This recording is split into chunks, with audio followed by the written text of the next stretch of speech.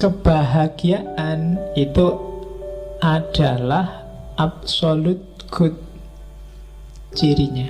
Absolute good itu kebaikan puncak.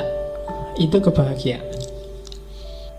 Tidak ada lagi yang dituju selain itu. Itu sambungannya yang kedua. Karena kebahagiaan adalah tujuan hidup. Apapun yang kamu lakukan dalam hidupmu, katanya Farabi, sebenarnya kan sasaran tembaknya cuma satu. Kamu pengen bahagia, entah kamu sadari apa enggak. Enggak ada orang yang nyari susah selama dia masih waras. Kecuali enggak waras. Cita-citamu apa? Saya pingin stres, Pak. Enggak ada. Semua orang pingin bahagia. Saya pingin depresi, Pak. Enggak ada. Saya pingin gila, Pak. Enggak ada. Setiap orang secara fitrah dia pasti ingin bahagia. Dan kalau sudah bahagia selesai. Dia enggak pingin apa-apa lagi sesudah itu. Maka dia disebut absolute good. Kebajikan puncak itu kebahagiaan. Kamu jujur, kamu tekun, kamu rajin, kamu sabar. Itu kan sebenarnya finalnya adalah dengan tekun, rajin, sabar kamu ingin bahagia. Oke, dan memang Allah merancang manusia untuk biar dia bahagia. Tujuan Allah bikin kita di bumi ini kan untuk biar kita bahagia. Allah pingin kita seneng. Makanya Allah ngasih banyak fasilitas yang cocok untuk kita hidup. Kan bumi dan isinya ini kan pas banget untuk kita hidup. Kenapa sih kok Allah sempet-sempetnya ngasih kita yang pas luar biasa untuk hidup kita? Karena Allah pingin kita bahagia. Apa-apa mudah, apa-apa tersedia. Kalau ada yang kurang kok ndak ada, biasanya karena pokal kita sendiri. Tapi Allah menyediakan full. Dan nggak ada bayarannya, gratis. Kalian dikasih tangan cuma 2, dikasih kaki 2, dan itu pas. Dan dikasih akal. Akal itu kan luar biasa. Nggak ada hewan yang dikasih akal selain manusia. Jadi ya kan kita kan hewan jenisnya, hewan yang berpikir. Jadi Tuhan menciptakan kita itu untuk bahagia. Maka barang siapa galau, bete, sumpek, sedih, kamu sebenarnya sedang melecehkan Tuhan. Kamu sebenarnya sedang menyinggung perasaannya Tuhan. Sudah dikasih macam-macam kok kamu masih bete, kamu masih galau. Itu yang bikin kemarin waktu kamu kecil, waktu kiai-kiaimu selalu bilang bahwa bersyukurlah.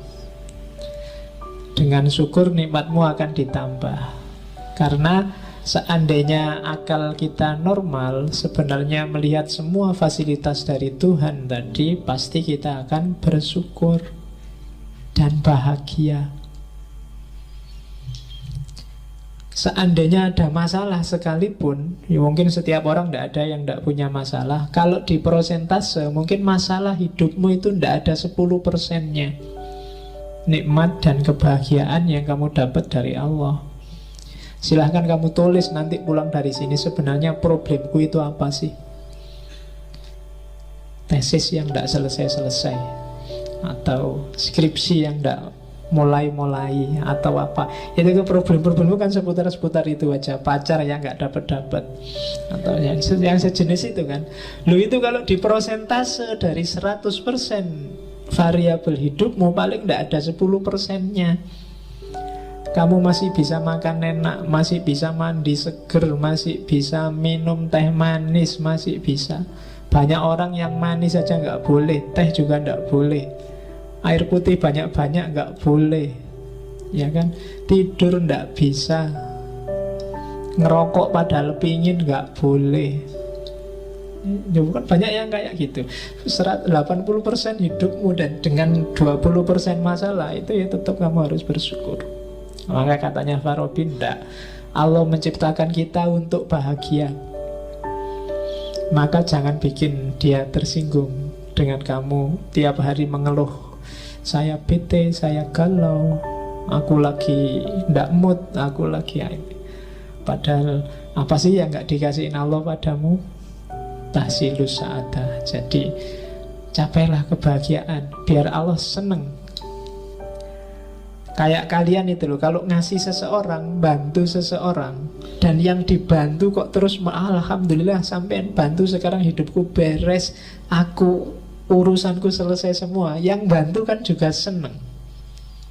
Tapi kalau kamu bantu orang, yang dibantu merengut, terus sumpek, terus iya sih terima kasih dibantu, tapi yo masalahku masih banyak, itu yang bantu juga jadinya nggak enak hati. Jadi bahagialah. Allah menciptakan kita untuk bahagia. Tidak usah terlalu dipikir masalahmu yang hanya 10-5% itu. Kalau ada solusi ya diambillah solusi itu. Kalau nggak ada ya dipikir lagi. Kalau buntu ya dinikmati aja masalahnya. Itu lebih enak. Kan sekarang biasanya yang bikin kamu sumpek kan nyari jalan keluar. Saya nyari jalan keluar nggak nemu-nemu Pak. Ya sudah, kalau nggak nemu ya nggak usah dicari. Oh nggak nemu, dinikmati aja masalahnya. Tesis nggak selesai-selesai ya sudah, ditunggu aja. Sopo ngerti dapat surat peringatan. Loh ya kan, kalau dapat surat peringatan kan nanti gerak sendiri. Oke, jadi yang kedua itu.